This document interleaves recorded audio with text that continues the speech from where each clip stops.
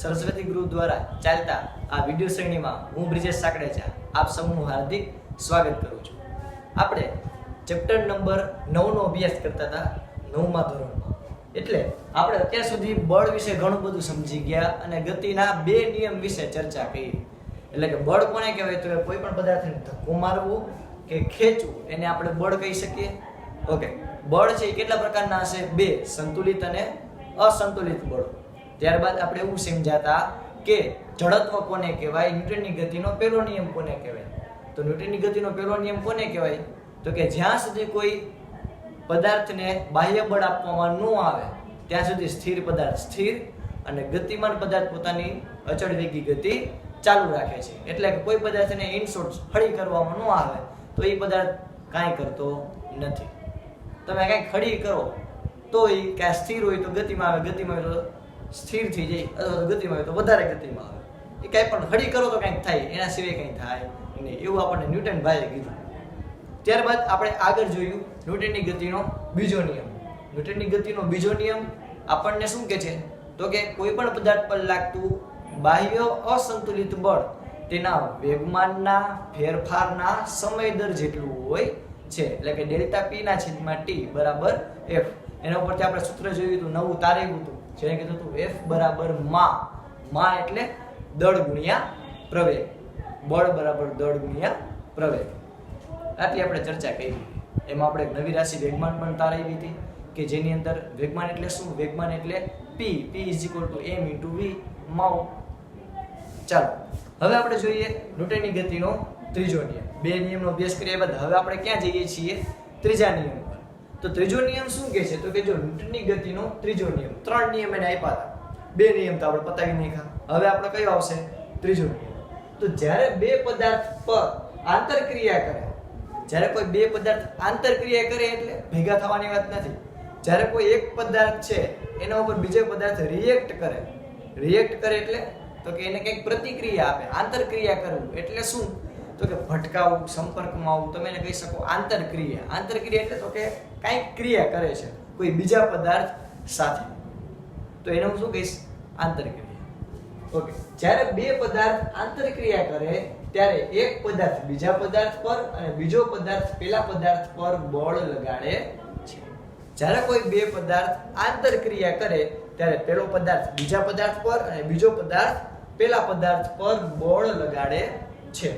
તો આ બંને બળો સમાન મૂલ્યના અને પરસ્પર વિરુદ્ધ દિશામાં હોય છે એવું આપણને ન્યૂટને કીધું। એટલે કે આ એનો ત્રીજો નિયમ છે કે કોઈ પણ પદાર્થ પર લાગતા બળો એ સમાન મૂલ્યના અને પરસ્પર વિરુદ્ધ દિશાના હોય છે।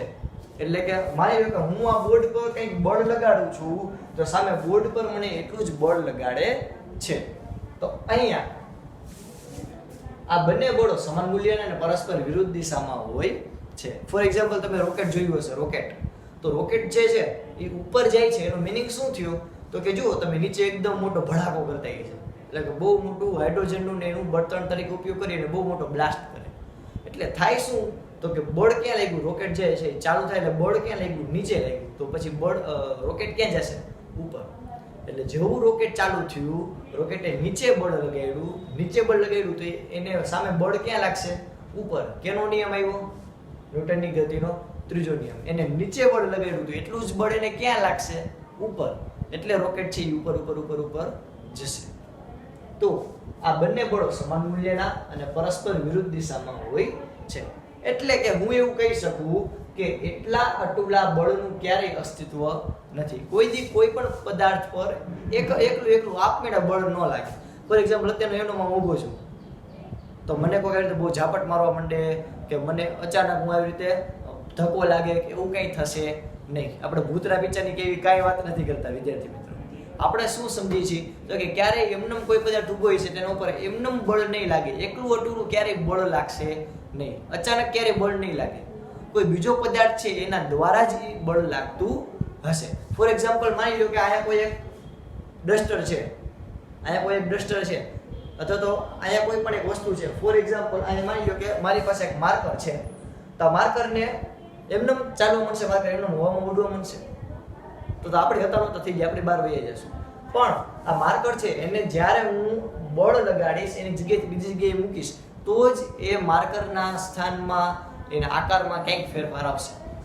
એમને માર્કર પડી છે તો એમને કાંઈ ફેરફાર આવશે નહીં. તમને એમ થાય છે બોલો પથ્થર હોય, પથ્થર બહુ મોટા મોટા પહાડ પથ્થર હોય એ તો ઘસાઈ જાય, વર્ષો થાય એટલે પછી તો એ પથ્થર ઘસાઈ જાય, નાના થતા જાય, એ પાણા હોય ઘસાતા જાય. તો એમાં પણ હવા સતત પથ્થર ઉપર બળ લગાડે છે. એટલે વિશ્વમાં કોઈ પણ એવો પદાર્થ એવો નથી કે એકલા આટલું એના ઉપર બળ લાગતું હોય, એને હંમેશા કોઈ બીજો પદાર્થ બળ લગાડતું હોય છે. તો આપણે શું કહી શકીએ તો કે એનો મતલબ એમ કે આ બધેનું તારણ આપણે એવું કાઢી શકીએ કે ક્યારેય એકલા અટુલા બળનું અસ્તિત્વ શક્ય નથી. બળ હંમેશા કેવું હોય? જોડમાં, જોટામાં. આપણે ગુજરાતીમાં જોટામાં. જોટામાં એટલે તો કે જોડમાં હંમેશા બે ની જોડી હોય. અમુકને તો ગલગલિયા થવા માંડે કે બે ની જોડી હોય. એમ નહીં, બળ હંમેશા કેવું હશે? જોડમાં. એટલે કે હંમેશા કોઈ એક પદાર્થ હોય એના પર બીજો પદાર્થ બળ લગાડતું હશે. ક્યારે એકલા કોઈ પદાર્થ પર બળ લાગતું હશે નહીં. તમે વિચાર કરો ને, એમનું કોમન સેન્સ છે. કોઈ વસ્તુ એમને ચાલવા માંડે, એમને ઊભી રહી જાય, એમને એવું કંઈ થશે નહીં. હંમેશા એના ઉપર કોઈ બીજો પદાર્થ બળ લગાડતું હોય જ, અથવા તેની અસર પ્રવૃત્તિ હોય. ચાલો, તો એના ઉપરથી આપણે કહી શકીએ કે આ બંને પરસ્પર વિરોધી બળો છે. એમાં એકને હું કહું ક્રિયાબળ, તો બીજાને કહેવાય પ્રતિક્રિયા બળ. એટલે કે માર્યો કે મેં કોઈને ધક્કો માર્યો તો સામે એને મને ધક્કો માર્યો, તો મેં એને ધક્કો માર્યો એને હું કહું ક્રિયા બળ. તો બીજો વ્યક્તિ સામે મને ધક્કો મારે એને શું કહીશ? પ્રતિક્રિયા બળ. પ્રતિ એટલે પાછું, પ્રતિક્રિયા બળ. ઓકે, એનું એક ઉદાહરણ આપું. આપણે જ્યારે કોઈ દવા ખાઈ, મેડિસિન ખાઈ, તો એ આપણી ક્રિયા થઈ. સામે એ દવા દ્વારા રિએક્શન આવે બોડીમાં, તો એ શું થયું? પ્રતિક્રિયા. તો એવી જ રીતે જે પરસ્પર વિરોધી બળ લાગે છે એનું શું નામ આપી શકું? ક્રિયાબળ અને પ્રતિક્રિયા બળ. ઓકે, આના પછી આપણે જોઈએ એક ઉદાહરણ દ્વારા આપણે સમજવાનું ટ્રાય કરીએ. જો સૌથી પહેલું ઉદાહરણ છે ઉદાહરણ નંબર 1. સ્પ્રિંગ બેલેન્સ નો આપણે ઉદાહરણ. છેડો દિવાલ સાથે અને એનો છેડો બી સાથે જોડેલો છે. તો અહીંયા હું એક સ્પ્રિંગ લઉં અને એની અંદર આવી રીતે, જો મેં મારો હાથ રાખેલો છે, મારો હાથ છે દિવાલ જેવો મજબૂત જ છે, આપણને આપણા પર પૂરેપૂરો ભરોસો હોય. તો આપણું જો આ જે બી સ્પ્રિંગ છે, જો સ્પ્રિંગ બેલેન્સ બી નો છેડો દિવાલ સાથે, એટલે માની લો કે આ મારો હાથ છે દિવાલ છે, તો દિવાલ સાથે જ્યારે એ પર અને એનો છેડો બી સાથે, એટલે કે આ જે બી નો જે એક છેડો છે એની સાથે આપણે એ નામની કોઈ સ્પ્રિંગ છે એ લટકાડીએ, તો જો આવું થશે. આને આ જે મારી આંગળી છે, જો અહીંયા હું ટપટપાવું છું, આ જે છે એ બી અને આ છે એ. તો તમે ધ્યાનથી અવલોકન કરશો ને તો જો હવે આપણને શું કીધું? જ્યારે એ પર બળ લગાડવામાં આવે ત્યારે બંને સ્પ્રિંગ બેલેન્સ સરખું અવલોકન બતાવે છે. એટલે કે આ જે સ્પ્રિંગ છે એના ઉપર હું જો બળ લગાડીશ ને, આ જે છે આ સ્પ્રિંગ નું આવી રીતે આમ ખેંચીશ ને, આ સ્પ્રિંગ ને આવડિયા આ સ્પ્રિંગ ને હું ખેંચીશ ને, આ બાજુની જે સ્પ્રિંગ છે, જો આ બાજુ મારો હાથ દેખાય હલબલ હલબલ કરે, એ બાજુની સ્પ્રિંગ ને હું ખીચીશ ને, તો જોજો બંને બાજુ આ એક અને આ બીજી બંને બાજુ સરખું અવલોકન આવશે. એટલે કે બે બાજુ જો સરખી સ્પ્રિંગ ખેંચાશે. જોજો ધ્યાનથી, જો આ ફૂલ ખેંચાઈ ગઈ, જો બે બાજુ જો સરખું અવલોકન છે. આ બાજુ તમને જેટલી બ્લુ પટ્ટી અંદર દેખાય એટલી જો ઓલી બાજુ દેખાશે બ્લુ પટ્ટી અંદર છે.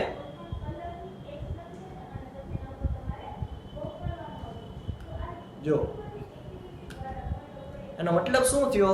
તો કે જેટલું મારા આ પદાર્થ દ્વારા, એટલે કે મારા આ હાથ દ્વારા જેટલું એ ઉપર બળ લાગે છે એટલું જ બી ઉપર બળ લાગે છે.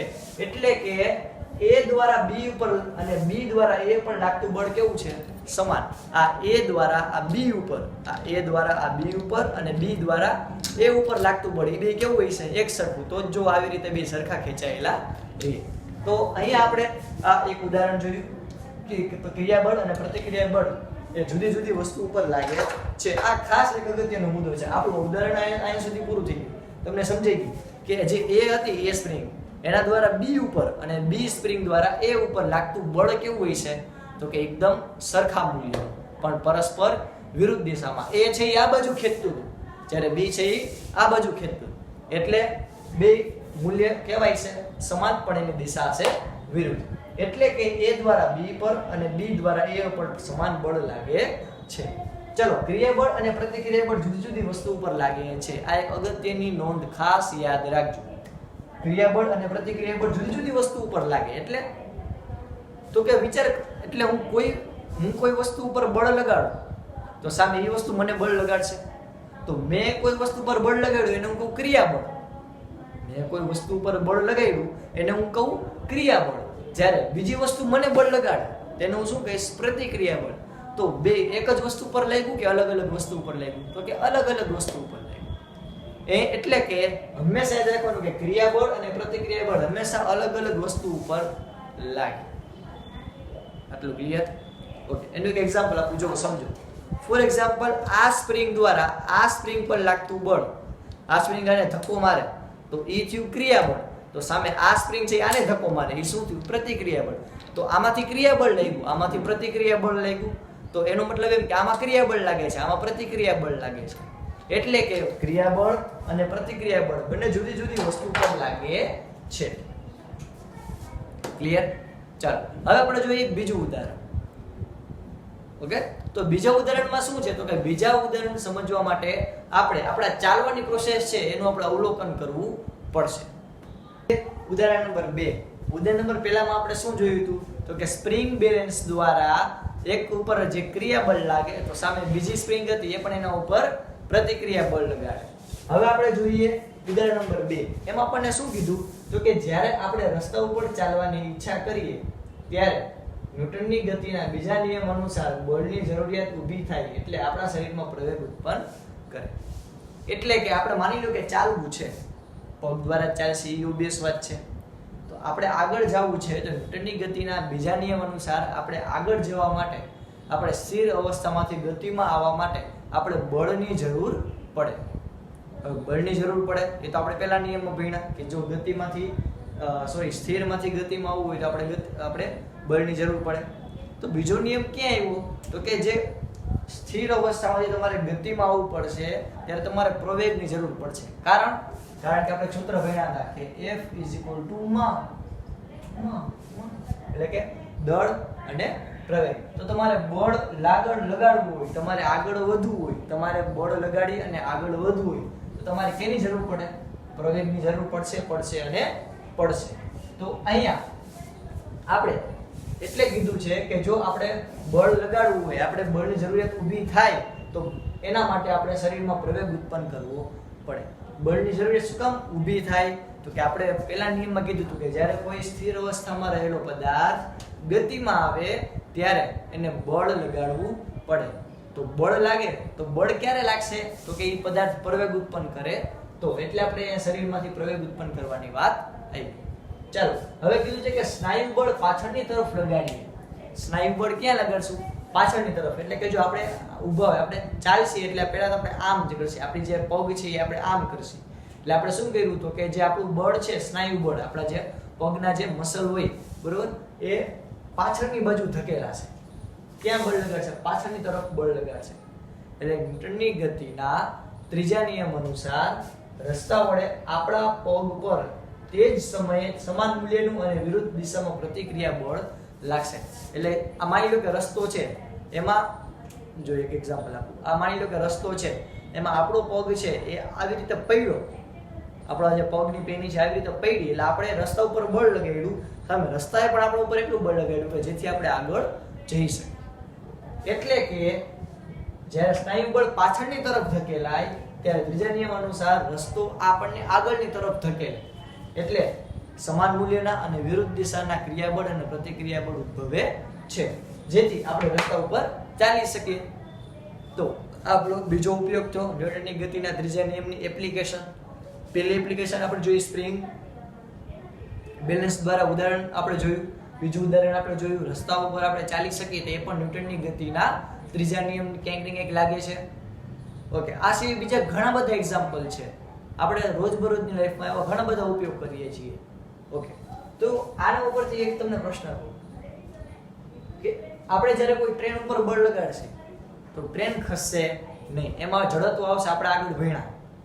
તો એવી શું ઘટના છે, એવી કઈ પ્રોસેસના લીધે હું કોઈ પદાર્થ પર બળ લગાડું તો એ પદાર્થ પર બળ લગાડે એનો મને અનુભવ ન થાય ક્યારેક. ફોર એક્ઝામ્પલ, આ બોર્ડ છે, હું આને જોરથી ધક્કો મારું, જોરથી અત્યારે ધક્કો મારું, હું આખો આવી રીતે મારા પગ છે પાછળ જવા મળશે, પણ આ બોર્ડ છે એ આમ જશે નહીં. તો એવું શું કામ થયું? તો કે જો મેં આના ઉપર બળ લગાવ્યું તો એના ઉપર ક્રિયાબળ, સામે બોર્ડ મને બળ લગાડશે એને હું શું કહીશ? પ્રતિક્રિયા બળ. તો મારા દ્વારા લાગતા બળને હું કહું F1 અને બોર્ડ દ્વારા મારા ઉપર લાગતા બળને હું કહું F2. તો ન્યૂટનની ગતિના નિયમ પ્રમાણે બે કેવાય છે? સમાન મૂલ્યના અને વિરુદ્ધ દિશા. તો આપણને ખબર છે સૂત્ર F બરાબર માં એની કિંમત હું આમાં મૂકું તો શું થશે? m1a1 = m2a2. એટલું ક્લિયર? ચાલો હવે જોઈએ. તો જો આ m1 એટલે મારું દળ, a1 એટલે મારો પ્રવેગ, એટલે કે હું આવી રીતે ધક્કો મારું છું, કેટલી સ્પીડ થી ધક્કો મારું છું. m1 a1 તમને સમજાઈ ગયા? ચાલો આ બોર્ડ છે એના કરતા મારું દળ તો વધારે જશે. આ બોર્ડનું દળ હશે એટલે કે આ બોર્ડનું કંઈક આપણે એપ્રોક્સિમેટલી કહી શકીએ 15 કિલો જેવું દળ હશે, એટલે કે વજન હશે. જ્યારે મારું છે તો કે 50 કિલો. તો મારું અહીંયા દળ વધારે છે, બોર્ડનું દળ કેવું છે? ઓછું. હવે એની સામે મારો પ્રવેગ કેવો હશે? ઓછો. સામે બોર્ડનો પ્રવેગ કેવો હોય છે? વધારે. તો જ આ સંતુલિત થાય. એક ઉદાહરણ આપું જો ગણિતમાં 5 × 3 = 3 × 5.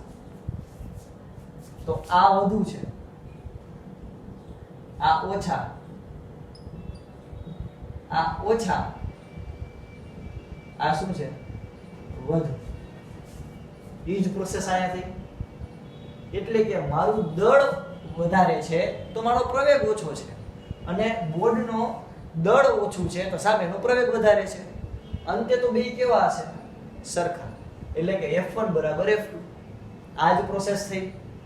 ચાલો આપણે જે ઉદાહરણ સમજીએ જે તમને વધારે ક્લિયર થાય કે આપણે શું કહેવા માંગીએ છીએ. ઉદાહરણ નંબર 3, બંદૂક દ્વારા ગોળી છોડવાની ઘટના. બંદૂક દ્વારા ગોળી છોડવાની ઘટના. તો બંદૂક દ્વારા ગોળી પર આગળની દિશામાં બળ લાગે છે, જેને હું કહું ક્રિયાબળ. એટલે કે જ્યારે આપણે એકદમ બંદૂક પકડી હશે અને આપણે ટ્રિગર દબાવશે તો બંદૂક છે એ ગોળીને જોરથી ધક્કો મારશે, એટલે ગોળી ક્યાં જશે? આગળ. તો બંદૂક દ્વારા ગોળી પર કઈ દિશામાં બળ લગાડવામાં આવ્યું? આગળની બાજુ. એને હું શું કહીશ? ક્રિયાબળ. એ જ સમયે ગોળી દ્વારા બંદૂક પર પાછળની દિશામાં બળ લાગશે. બંદૂક જે છે એના ઉપર ગોળી દ્વારા કઈ દિશામાં બળ લાગશે? પાછળની બાજુ. એટલે કે બંદૂકે ગોળીને આગળ ધકેલી તો ગોળી બંદૂકને પાછળ ધકેલશે. એટલે જ તમે જોજો જ્યારે કોઈ આવી રીતે બંદૂક દ્વારા ગોળી છોડતો હશે તો થોડોક ઝટકો લાગતો હોય છે. આવી રીતે તમે જોયું છે આર્મીના મેન હોય અથવા તમે ક્યાંય ટ્રેનિંગ લીધી હોય તો તમે ખબર હોય કે આ જે ખંભો હોય ત્યાં બંદૂક રાખવાની ટ્રાય કરે.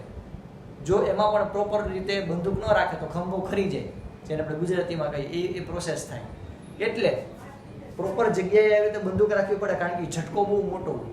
કારણ કે જો ગોળી આગળની દિશામાં બંદૂકે બહુ બળથી લગાવ્યું એટલે જેટલું બળ ગોળી ઉપર લાગ્યું ગોળી મૂકશે નહીં, બંદૂકને એટલું જ બળ લગાડશે, એટલે બંદૂક પણ એટલી પાછળ જશે. એટલે યાદ રાખવાનું, તમે જોજો તમે જ્યારે જોરથી તમે બંદૂક છોડશો તો જેવું બંદૂક ઉપરથી તમે ગોળી છોડશો ને એટલે તમને જોરથી ઝટકો લાગશે. આવી રીતે તમે એવું પિક્ચરમાં જોયું છે. તો એનો મતલબ શું થયો? તો કે બંદૂક દ્વારા ગોળી ઉપર આગળની દિશામાં જે બળ લાગ્યું એને હું કહું ક્રિયાબળ. તો ગોળી દ્વારા બંદૂક પર જે બળ લાગ્યું એને શું કહીશ? પ્રતિક્રિયા બળ. આ બંનેનું મૂલ્ય કેવું હોય છે? એક સરખું. બેની દિશા કેવી હશે? વિરુદ્ધ. ગોળી આગળની દિશામાં જશે તો બંદૂક છે એ થોડી પાછળની દિશામાં જશે. એટલે બે દ્વારા સમાન મૂલ્યના અને વિરુદ્ધ દિશાના બળ લાગે.